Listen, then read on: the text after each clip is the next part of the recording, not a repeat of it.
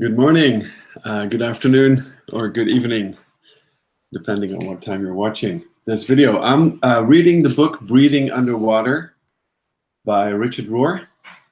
It's the 12-step program for Alcoholics Anonymous, but then with a spiritual twist. How do we develop a healthy spirituality based on the 12-step program?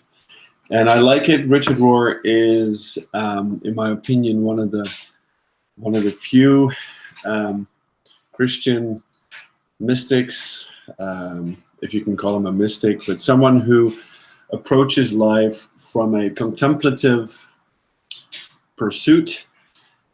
He started a center called the Center of Action and Contemplation. He says to live life is to live the paradox of action and contemplation. I like that. I think that's why this also is one of my favorite books, because it's a very practical approach to spirituality. If you want to speed up this video, you can speed it up. 1.25 on the speed thing on YouTube works really well. That's how I watch most of my videos. And here we are at chapter 3, Sweet Surrender.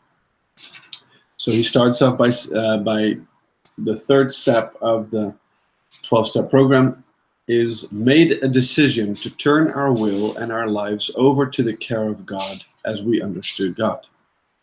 And then there's a couple of verses to support that from the Bible. It says, "Oh, come to the waters, all you who are thirsty.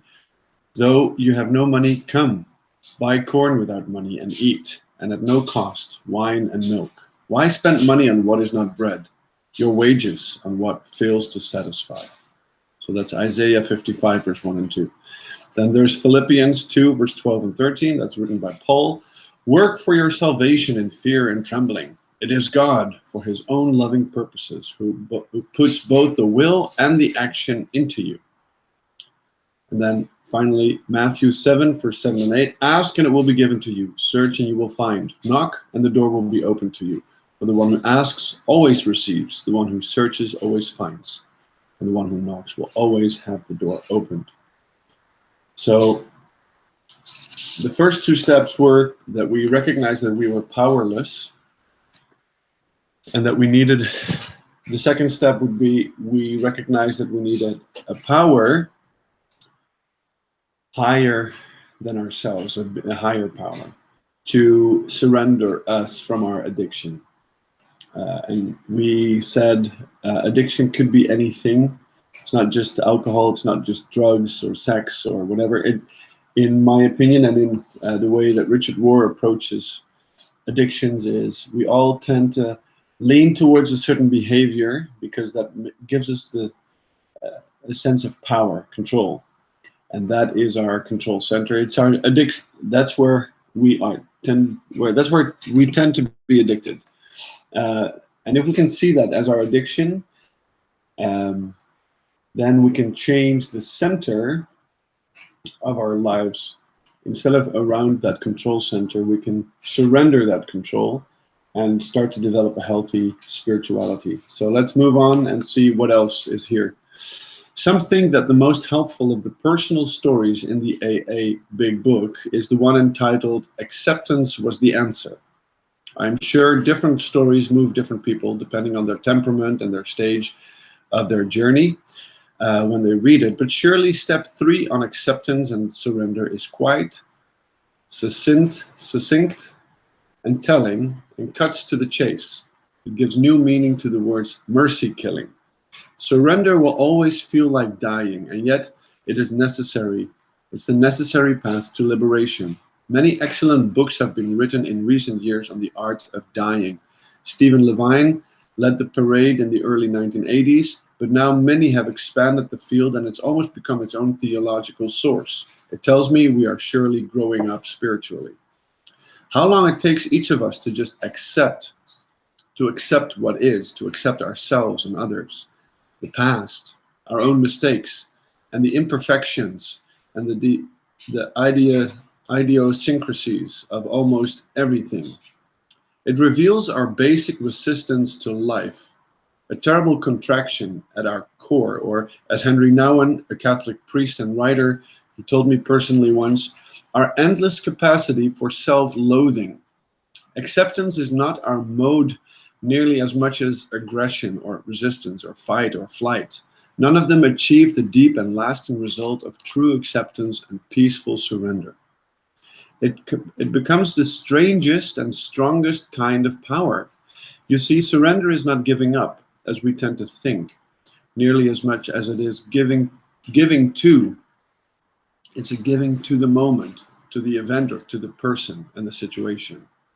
As many have said, what you resist persists, and this became the groundwork of most nonviolent training. And yet, it took us until the 20th century to believe what Jesus had taught 2,000 years ago in a most shocking and incomprehensible line, offer the wicked man no resistance. That's in Matthew 5, verse 39. How could that be wise or true? Why did St. Francis, Gandhi, and Martin Luther King Jr. agree, while most of the rest of us, we missed the point? Dualistic mind tends to miss spiritual points, but we will talk about this more in a later chapter. Our inner blockage to turning our will over is only overcome by a decision. It will not usually happen with a feeling or a mere idea, or a religious scripture like the ones above. It is the will itself, our stubborn and self-defeating willfulness, that must be first converted and handed over. It does not surrender easily, and usually only when it's demanded of us by a partner or by parents, children, or health, our circumstances, through crisis. We see our ingrained will to power already in 2-year-olds and teenagers when it's only getting started. By the time we are adults, we have all taken control and we try to engineer our own lives in every way possible. In fact, our culture does not respect people who do not take control.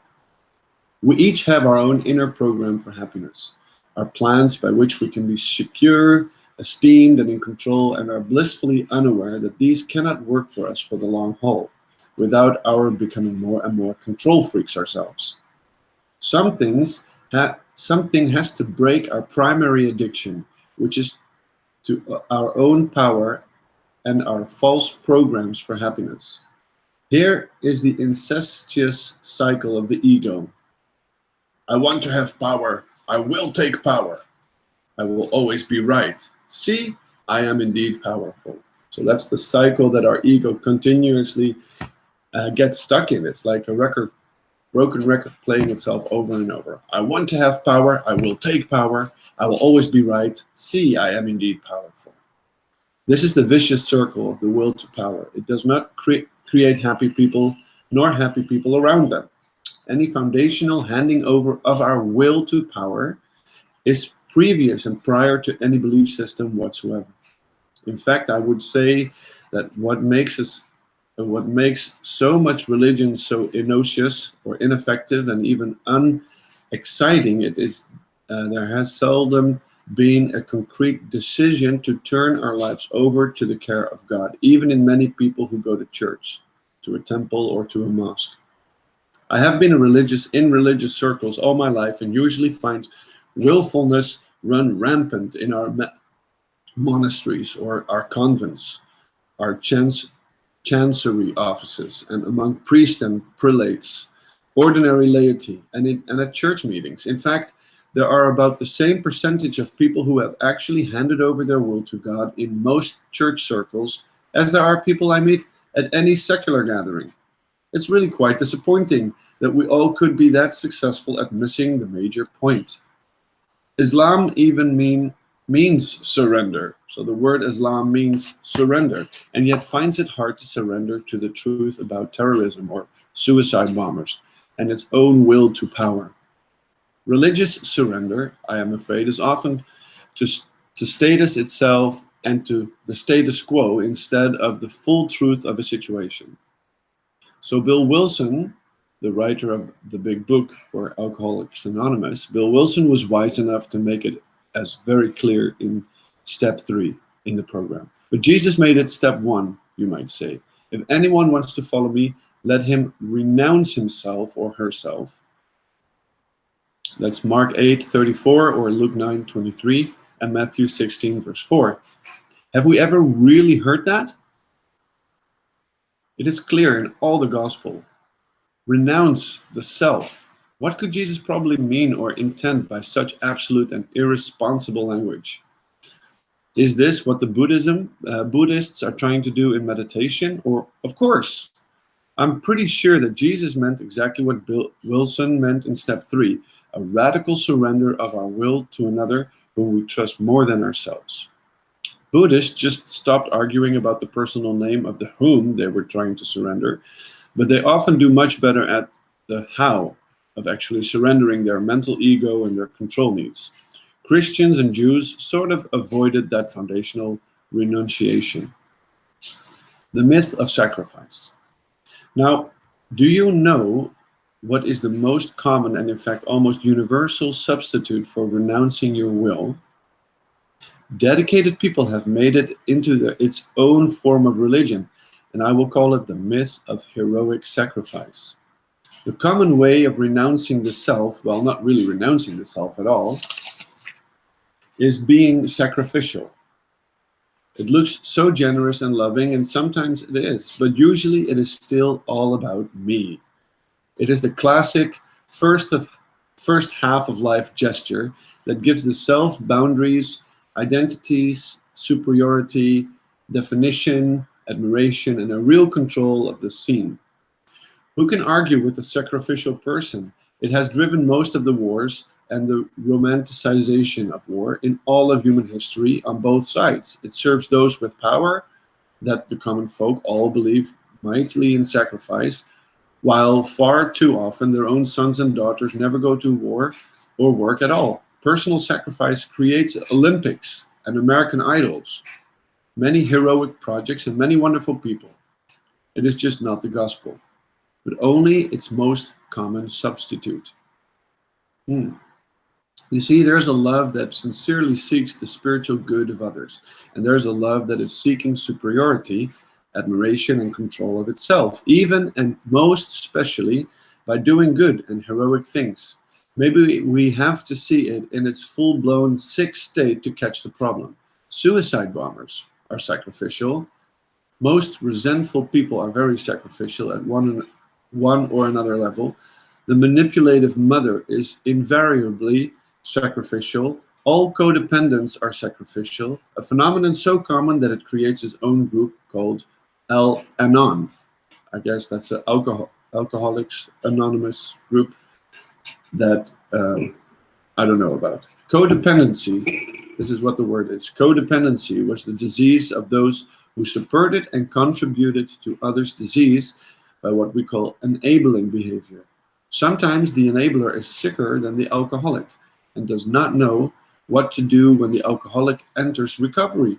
Like all heroic sacrifice, codependence behavior was so well disguised that it took us until the last century to give it a name, and yet it's everywhere. Codependency studies made us aware that much love is actually not love at all, but its most clever and bogus disguise. So much that is unlove, and non-love, and even manipulative love cannot be seen or addressed because it's so dang sacrificial. Your hands are well tied. Codependents end up being just as unhealthy as the addicts. While thinking of themselves as strong and generous and loving, the martyr complex reveals this false side of love. And yes, I think it even applies to some of the martyrs in the church. Some of them, even some of my brother Franciscans, did everything they could to get others to hate and to kill them, so that they could be sacrificial and be proclaimed martyrs and saints. No wonder Jesus said, unless your holiness surpasses that of the scribes and the Pharisees, you cannot enter the kingdom of heaven. Matthew 5, verse 20.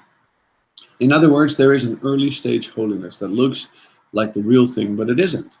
This is sacrificial religion, on which the scribes and the Pharisees in every group pride themselves. As all zealots and true believers tend to be immensely sacrificial on one highly visible level and fool almost everybody. I sacrifice myself by obeying these laws and attending these services, or even serving the poor, and by being more heroic than you are, they might think. Often they do not love God or others in such heroic obedience. They are merely seeking moral high ground for themselves and the social esteem that comes with it. See Luke 18, verse 11 and 12. Or as Paul puts it, I can give my body to be burned, but without love, it's worth nothing. It's 1 Corinthians 13, verse 3. Most bogus religions, in my opinion, is highly sacrificial in one or another visible way, but not loving at all. Yet it fools most people. I will not dare to name names here, but you can fill in the blanks. It is a common disguise in every religion in the world. The Jewish Pharisees are merely a stand-in for all of us at the lower levels, whereas Jesus is the Jewish stand-in for all of us at the highest level. He affirms full love of God and love of neighbor, and says this is far more important than offering any temple, holocaust, or sacrifice. Mark 12:33. In several contexts, he quotes Hosea the prophet, chapter 6, verse 6, saying, "Go learn the meaning of the words, what I want is mercy and not sacrifices." That's Matthew 9, verse 13, and 12, verse 12, chapter 12, verse 7.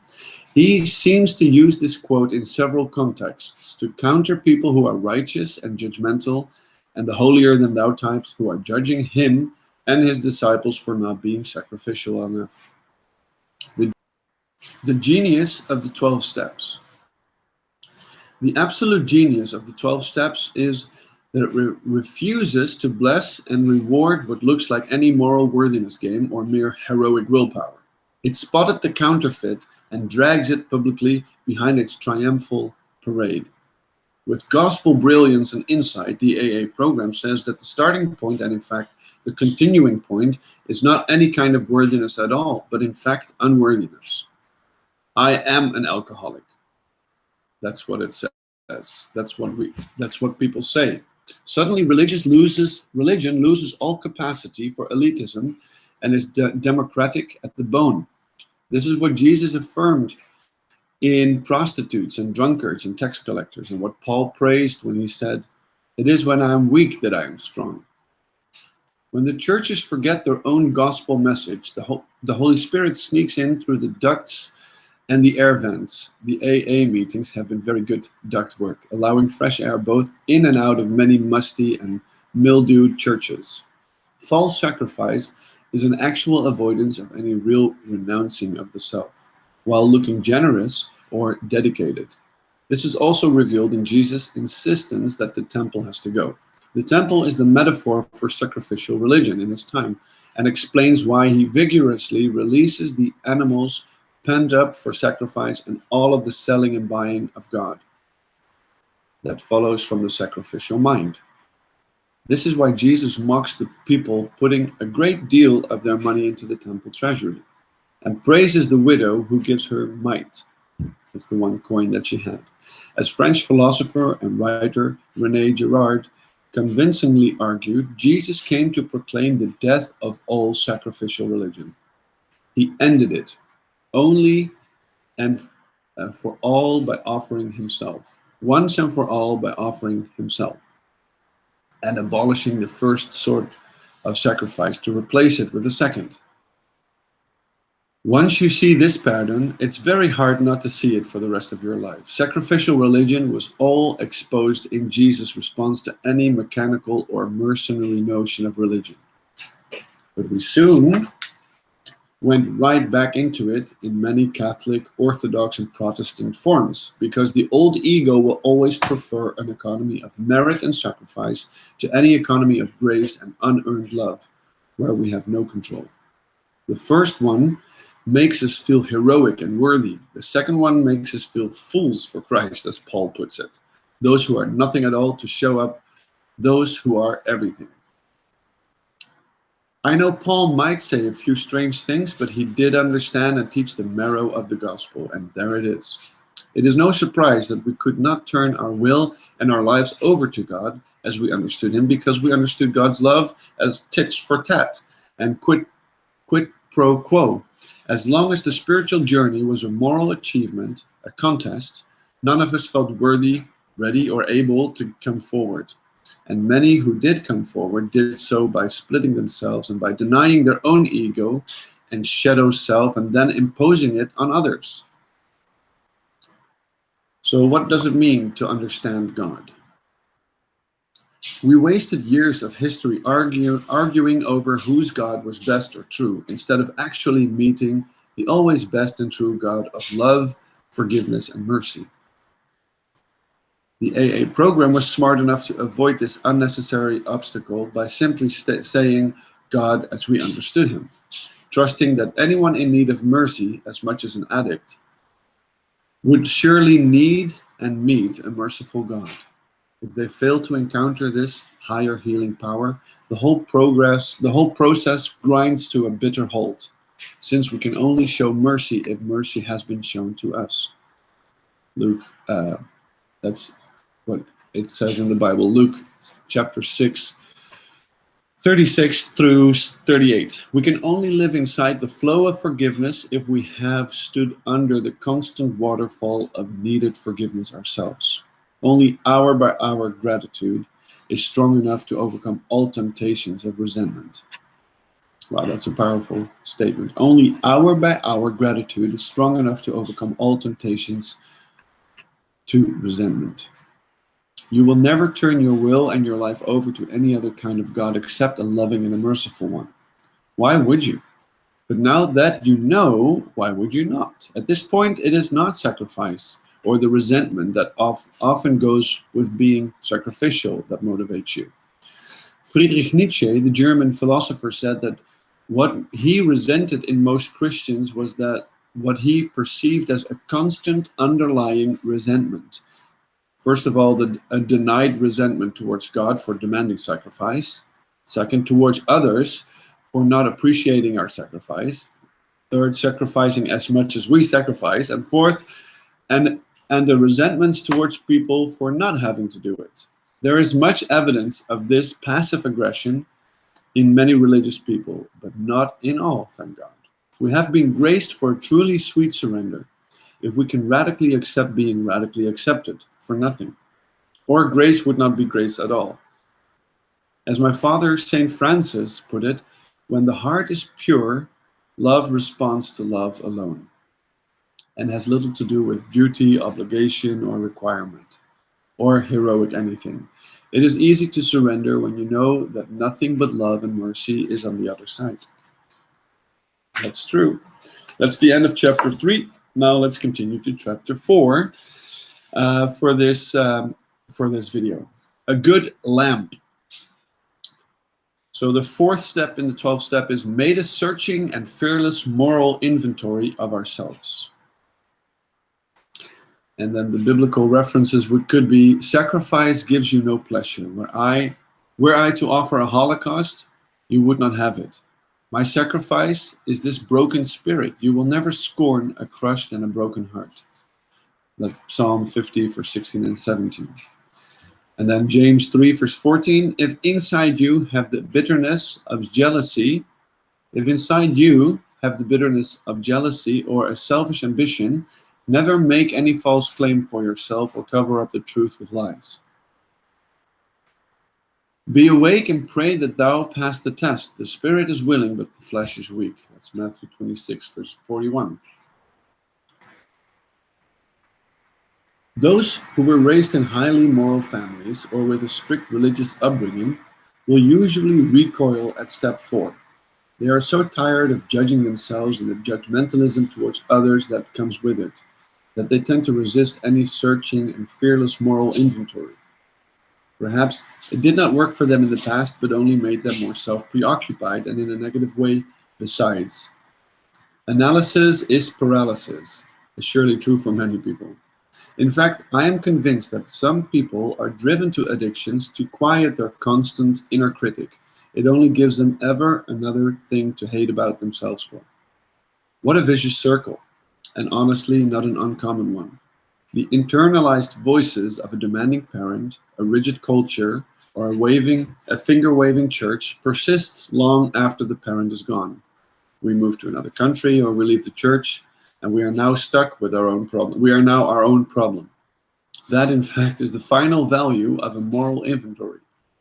Moral scrutiny is not to discover how good or bad I am and regain some moral high ground, but it's to begin some honest shadowboxing, which is at the heart of all spiritual awakening. Yes, the truth will set you free, as Jesus said in John 8, verse 32. But first it tends to make you miserable. The medieval spiritual writers called it compunction, the necessary sadness and humiliation that comes from seeing one's own failures and weaknesses. Without confidence in a greater love, none of us will have the courage to go inside, and nor should we. It merely becomes silly scrupulosity, and not any mature development of conscious or social awareness. People only come to deeper consciousness by intentional struggle with contradictions, conflict, inconsistencies, inner confusions, and what the biblical tradition calls sin or moral failure. Let's try that again. People only come to deeper consciousness by intentional struggles with contradictions or conflicts, inconsistencies, inner confusions, and what the biblical tradition calls sin or moral failure. Starting with Adam and Eve, there seemed to be a necessary transgression that sets the whole human story into motion. In Paul's brilliant expose on the spiritual function of the law, his letter to the Romans, he actually says that the law was given to multiply the opportunities of failing and falling. Now deal with that one. And then he adds, so that grace can even be greater. God actually relishes the vacuum which God knows God only can fill. Saint Teresa of Lisieux called this her little way, which is nothing other than the gospel itself. Whoever is a little one, let him come to me. That's Proverbs 9, verse 4. Became her mantra and her message. In other words, the goal is actually not to perfect avoidance of all sin, which is not possible anyway. 1 John chapter 1, verse 8 and 9, and Romans 5, verse 12. But the struggle itself, the encounter, and the wisdom that comes from it. Law and failure create the foil, which creates the conflict, which leads to a very different kind of victory than any of us expected. Not perfect moral victory, not moral superiority, but just luminosity of awareness and compassion for the world, which becomes our real moral victory. Alcoholics after 30 years in perfect recovery are still imperfect and still alcoholic, and they know it, which makes all the difference. Paul dares to say that that God has imprisoned all people in their own disobedience so that God can show mercy to all people. That's Romans 11, verse 32. It feels like a divine catch 22. But instead of a no-win situation, it feels more like a lose-win situation, or even a win-win. Not a double bind, but a double release. No wonder they called it true good news. God has trapped us all inside of certain grace and enclosed us all, things human, in a constant need for mercy. And enclosed all things human in a constant need for mercy. I'm going to try that again. So,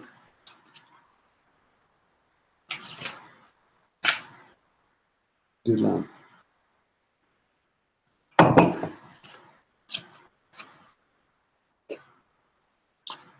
Here we go.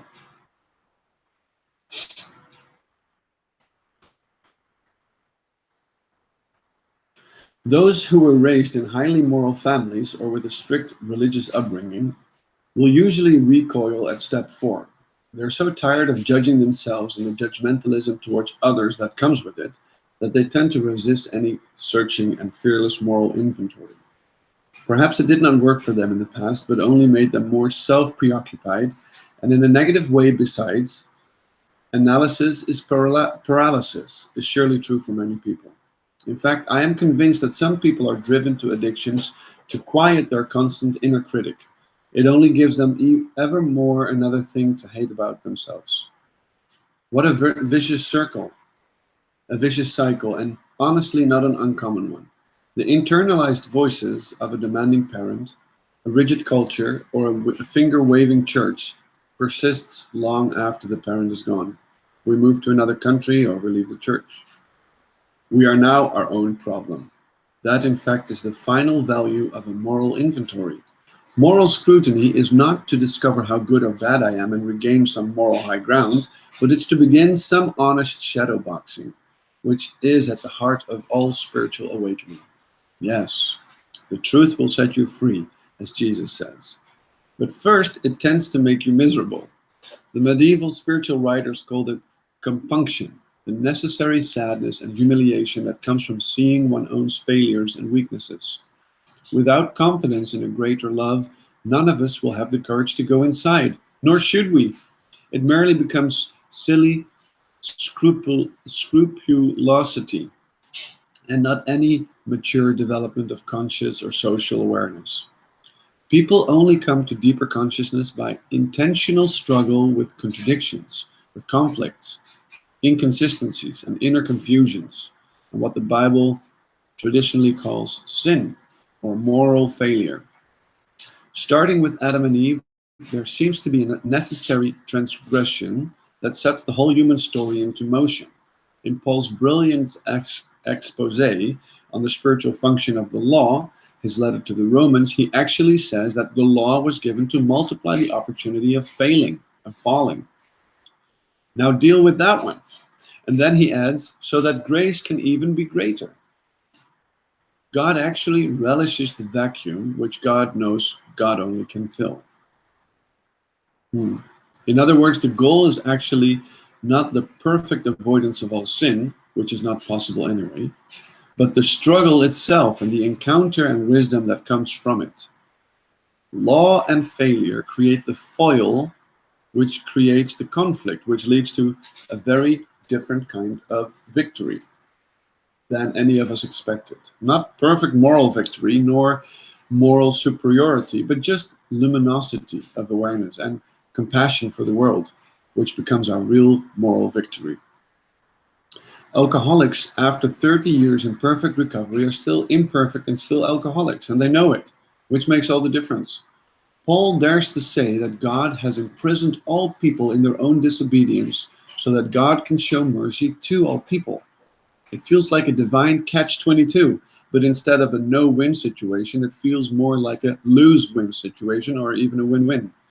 Not a double bind, but a double release. No wonder they called it true good news. God has trapped us all inside of certain grace and enclosed us, all things human, in a constant need for mercy. I like that. God has trapped us all inside of certain grace and enclosed all things human in a constant need for mercy. So shadowboxing, of searching and fearless moral inventory, is for the sake of truth and humility and generosity of spirit, not vengeance on the self or some kind of total victory over the self. Seeing and naming our actual faults is probably not so much a gift to us, although it is, as it is to those around us.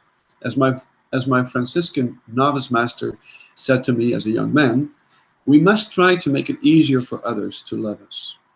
I am sure I needed that advice. People who are more transparent and admitting of their own blind spots and personality flaws are actually quite easy to love and to be with. None of us need or expect perfect people around us, but we do want people who can be upfront and honest about their mistakes and limitations and hopefully grow from them. Ongoing shadowboxing is absolutely necessary. In that, I think humans are certainly created in the image and likeness of God, because that is what God appears to want too, simply honesty and humility. There's no other way to read Jesus' story of the prodigal son, or the publican and the Pharisee. In each story, the one who did wrong ends up being right, simply because he was honest about it. How have we been able to miss that important point? I suspect it is because the ego wants to think well of itself and deny any shadow material. Only the soul knows that we grow best in the shadowlands. We are blinded inside of either total light or total darkness. But the light shines on inside the darkness, and it's the light that darkness cannot overcome. In darkness we find an ever long for more light. An ever long for more light. Oh, in darkness we find an ever long for more light. Your shadow self is not your evil self. It's just the part of you that you do not want to see, your unacceptable self by reason of nature, nurture, and choice. That bit of chosen blindness, or what AA calls denial, is what allows us to do evil and cruel things without recognizing them as evil or cruel. So ongoing shadow boxing is absolutely necessary because we all have a well-denied shadow self. We all have that which we cannot see, nor we want to see or we dare to see. It would destroy our public and personal self-image. The more you are attracted to any persona or stage mask or personality profile, stage mask is the Greek word, whatsoever bad or good, any chosen and preferred self-image, the more shadow self you will have. The more you are attracted to any persona or stage mask, whatsoever, bad or good, any chosen or preferred self-image, the more shadow self you will have. So we absolutely need conflict in relationships and difficulties, moral failures, defeats to our grandiosity, even seeming enemies, or we will have no way to ever spot or track our shadow self. They are our necessary mirrors. Isn't that sort of a surprise? And even then we usually catch it out of the corner of our eye, in a graced insight and gifted moment of inner freedom. Let's draw this together with another marvelous quote from Jesus, who seems to have preceded modern depth psychology and step forward by 2,000 years. He says, "Why do you observe the splinter in your brother's eye and never notice the plank in your own? How dare you say to your sister, 'Let me take the splinter out of your eye,' when all the time there is a log in your own? Take the log out of your own eye first, and then you will see clearly enough to take the splinter out of the brother's or sister's eye." That's Matthew 7, verse 4 and 5. Step 4 is about seeing your own log first, so you can stop blaming and accusing or denying, and thus displacing the problem. It is about seeing truthfully and fully. Note that Jesus does not just praise good moral behavior or criticize immoral behavior, as you might expect from a lesser teacher, but instead he talks about something caught in the eye. He knows that if you see rightly, the action and behaviors will eventually take care of themselves. The game is over once we see clearly, because evil succeeds only by disguising itself as good, necessary, or helpful. No one consciously does evil. The very fact that anyone can do stupid, cruel, or destructive things show that they are at the moment unconscious or unaware. Think about that. Evil proceeds from a lack of consciousness. Let's repeat that. The game is over once we see clearly, because evil succeeds only by disguising itself as good, necessary, or helpful. No one consciously does evil. The very fact that anyone can do stupid, cruel, or destructive things show that they are at the moment unconscious and unaware. Think about that. Evil proceeds from a lack of consciousness.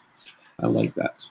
Jesus also says shortly before, the lamp of the body is the eye. If your eye is sound, your whole body will be filled with light.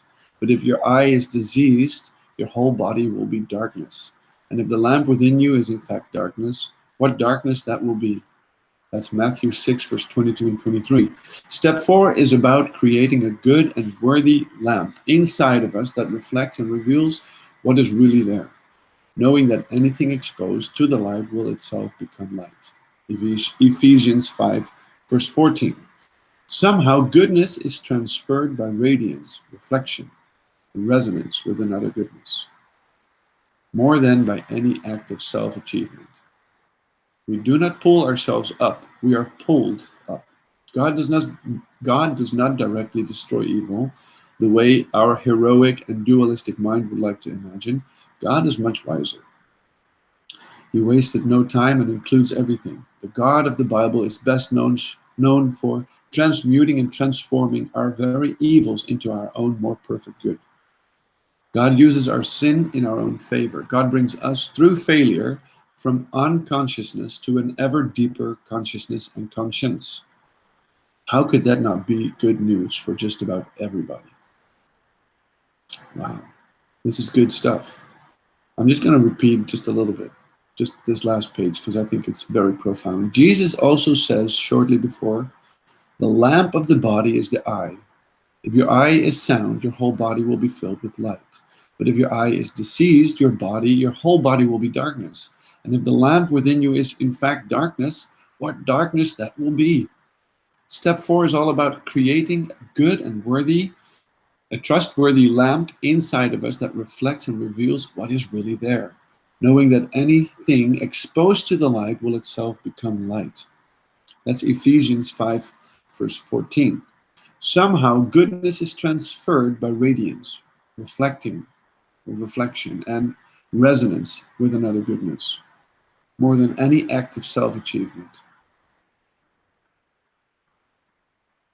We do not pull ourselves up, we are pulled up. God does not directly destroy evil the way our heroic and our dualistic mind would like to imagine. God is much wiser. He wastes nothing and includes everything. God of the Bible is best known for transmuting and transforming our very evils into our own more perfect good. God uses our sin in our own favor. God brings us through failure from unconsciousness to an ever deeper consciousness and conscience. How could that not be good news for just about everybody? Wow. All right, so this is a really good reading from the book Breathing Underwater by Richard Rohr. I suggest you just buy this book. If you don't like to listen to my voice, I think it's even better just to kind of take time to go through some of those readings and just kind of go on your own pace. So yeah, I suggest you buy it. It's not that expensive. It's on Amazon and stuff. So we have a small group of guys who are meeting every other week on Saturday in Vancouver to kind of talk about this. How do we do this? How do we develop a healthy spirituality? A lot of us come from a very religious background, probably Christian religious background, and it just hasn't given us, it hasn't been helpful. So we're either, struggling with our religious framework, but that's not where we want to stay. We want to develop a healthy spirituality. And I think that's where this is very helpful. Richard Rohr is just a really insightful teacher. He's a Franciscan priest, and you can find him on YouTube. He says many things that are, for some people, quite controversial. He talks about the cosmic Christ and Christ consciousness, and I think it's a really, for me, it's a fresh way of looking at the character and nature of God, revealed in Jesus, but also being revealed through us, each and every one of us. So come and join us if you like. Find us on Facebook. It's Cosmic Exchange, that's how we called it. So if you look on our Facebook page, you can find some events that we're doing. Join us. You can join anytime. Just let us know, and we'll try to make it work. So hopefully see you next time, and God bless you.